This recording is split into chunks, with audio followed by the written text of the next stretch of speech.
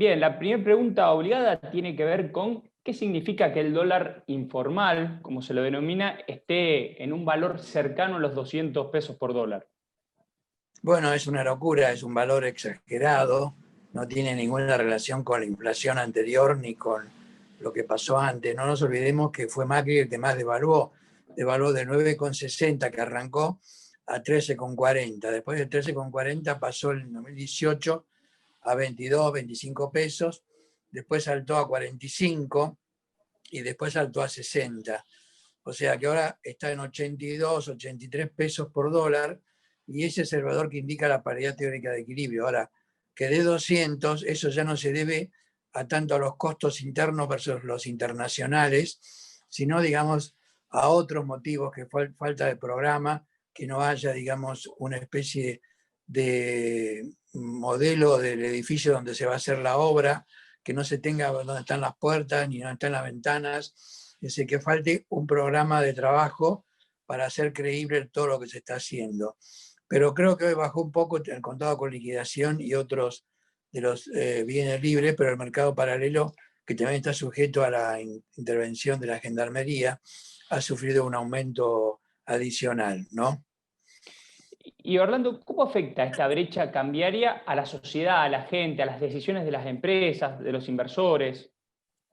Bueno, esto evidentemente afecta porque es como, digamos, sería para entenderlo de alguna manera, que no tienen los cálculos, como la necesidad de una devaluación. Si hay un 130, 135, 140% de diferencia con el mercado oficial, evidentemente eso se lee siempre como la necesidad de que va a venir una inflación muy alta y que entonces va a llegar a ese valor el tipo de cambio. Se lo ve como la necesidad de una devaluación. Entonces yo creo que es malo, las brechas muy altas así fueron completamente desproporcionadas, porque no hubo brechas como esta, salvo en el 89 y 1951. Esta brecha inclusive es más alta que esas dos, o sea, es una de las más altas de la historia argentina. Evidentemente no tiene sentido, es un despropósito total y completo.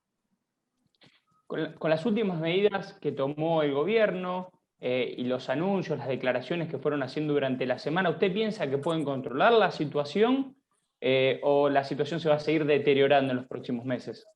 No, yo espero que no se deteriore más, porque ya está bastante deteriorada. Me parece que tiene que tener un plan, que es lo que pidió el Fondo Monetario Internacional, una hoja de ruta, un plan, algo para seguir, alguna especie de qué camino voy a seguir de acá hasta Rosario, desde Buenos Aires a Rosario, por cuántos puentes voy a pasar, por cuánto tipo de estaciones de servicio me voy a encontrar, qué es lo que voy a ir encontrando en el camino, y que todo se vaya pudiendo tildar y efectivamente confirmar que estoy entonces llegando a Rosario perfectamente por el camino elegido.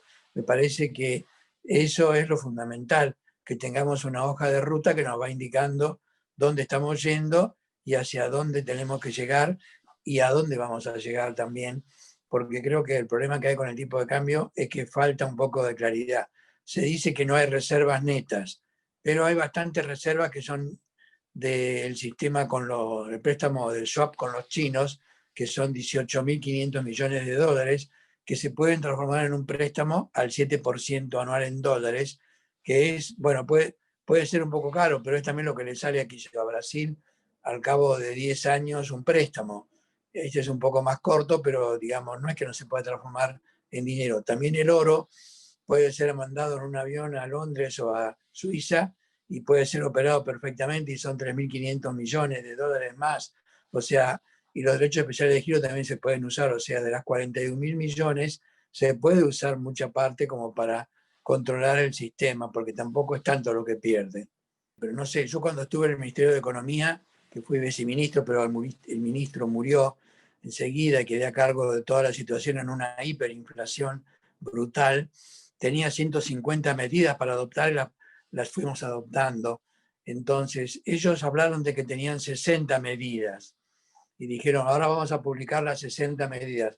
Pero eso fue hace como un mes y medio, fue hace 2 meses, y hasta ahora no se notó ninguna de esas medidas, no han aparecido ninguna, salvo, qué sé yo, el presupuesto puede haber sido una de ellas, digamos, pero no sabemos cuáles son las medidas que están pensando y a qué camino van a conducir.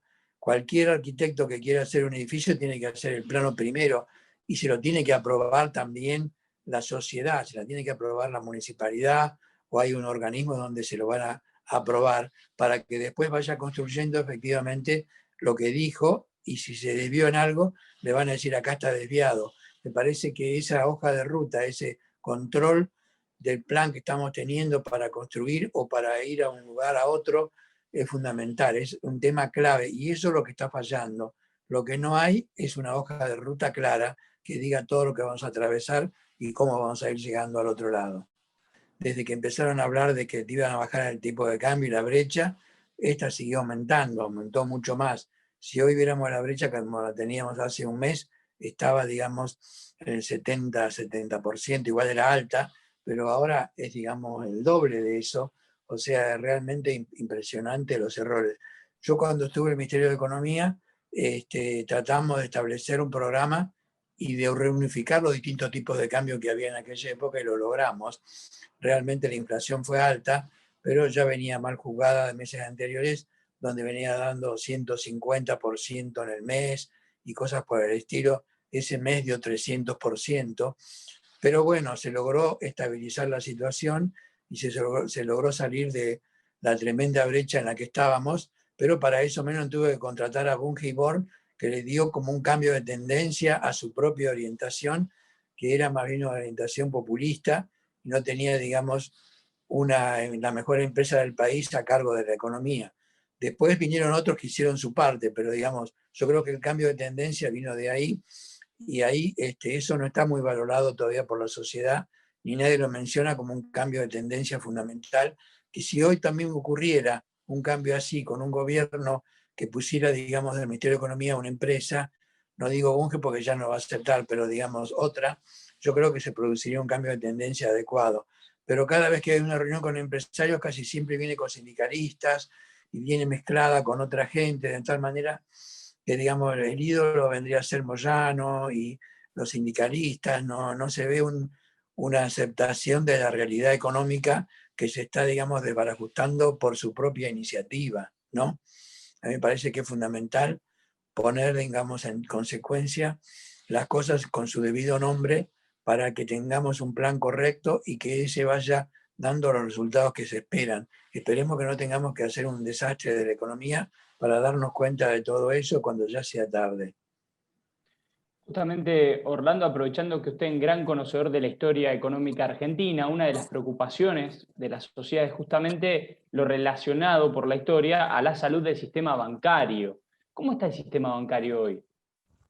Bueno, el sistema bancario no tiene grandes depósitos en dólares, tiene depósitos en dólares y que son los que están en el Banco Central como reservas, como efectivos mínimos en dólares, y a veces eso está sumado dentro de los 41.000 millones que tiene de reservas el Banco Central, porque se suman también esas.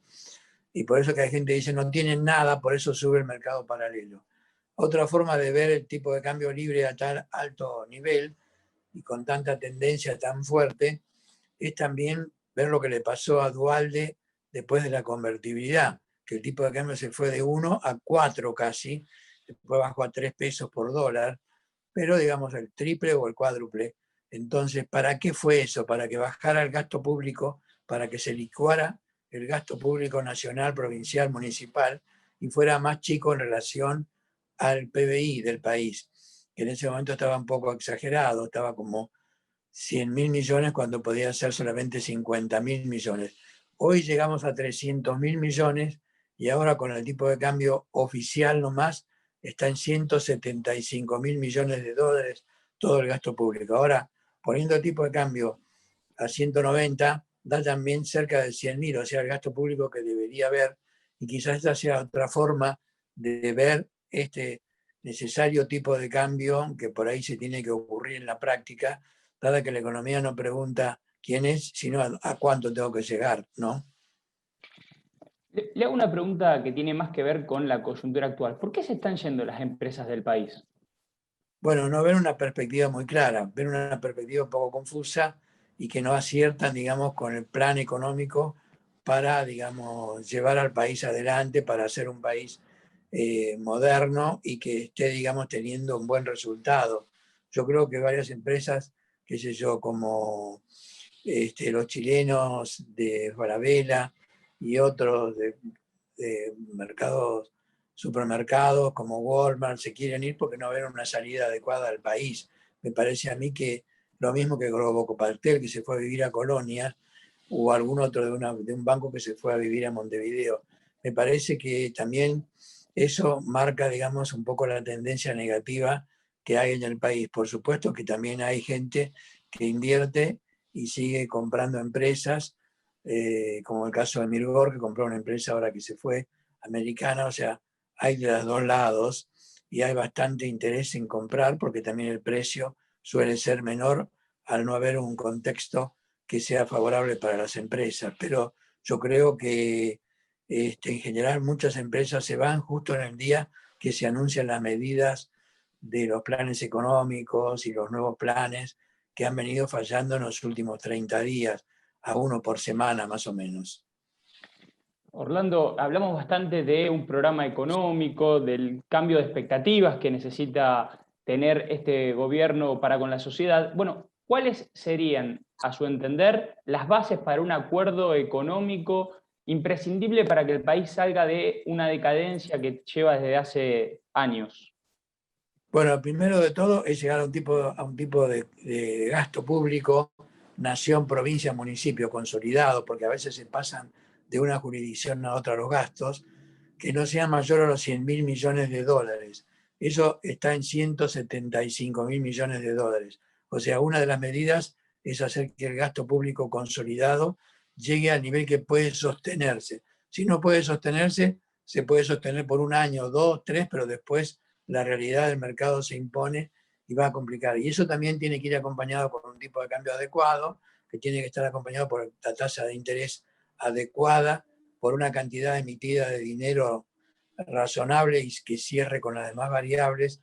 O sea que todo el programa macroeconómico tiene que ser pensado en su conjunto. Yo creo que eso es fundamental para poder, no es una sola medida, son todas las medidas simultáneamente dadas, aunque no se apliquen todas en un solo día, tienen que ser anunciadas en un solo día para producir un cambio de tendencia fundamental. Yo creo que eso es la, digamos, la clave. Por eso que a veces, por ejemplo, las medidas estas sanitarias se anunciaban con el gobernador de la provincia de Buenos Aires y con el gobernador o jefe de la ciudad de Buenos Aires.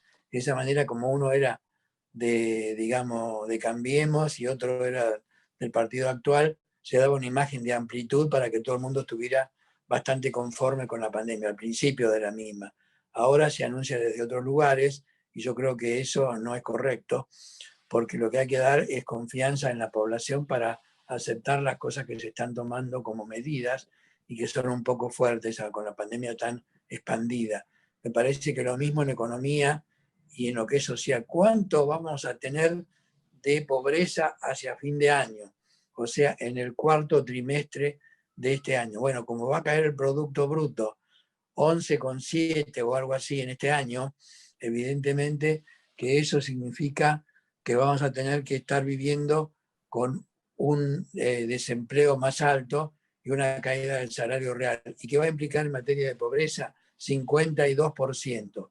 ¿Qué significa eso? Que de cada dos personas que existan a fin de año, más de una va a ser pobre. Y eso es tremendo que ocurra en un país que es rico como este. Tenemos tanta pobreza voluntaria que, digamos, es un error de concepto. Yo creo que por eso que tiene que repensar los programas económicos y tienen que darlos a conocer de una manera orgánica y que todos sepamos dónde estamos yendo. Me parece que es fundamental darse cuenta de eso. Y en cambio, con las distintas medidas que están adoptando, como las tomas de tierras en distintos lugares, como la toma de algunos campos, me parece que eso genera una idea rara respecto de la propiedad privada y una idea de que el Estado puede manejarlo todo, y realmente no es así como se espera, y realmente yo creo que no es eso lo que se votó cuando se votaron las elecciones, sino un cambio de gobierno, no alguien que vaya a cambiar las condiciones del país por otras condiciones. Me parece que no es la idea que ocurra eso, y por lo tanto yo creo que cada uno de esos datos genera un poco más de incertidumbre, y por eso que falta un plan integral que lo vaya dominando, las 60 medidas o lo que fuere, lo que indique el gobierno, algo, pero tiene que salir ya ese mapa de la realidad para poder seguirlo y poder chequearlo por dónde estamos yendo de Buenos Aires a Rosario o de Buenos Aires a cualquier otro lugar. Muchas gracias, Orlando, por la comunicación. No, al contrario, gracias a ustedes. Hasta pronto.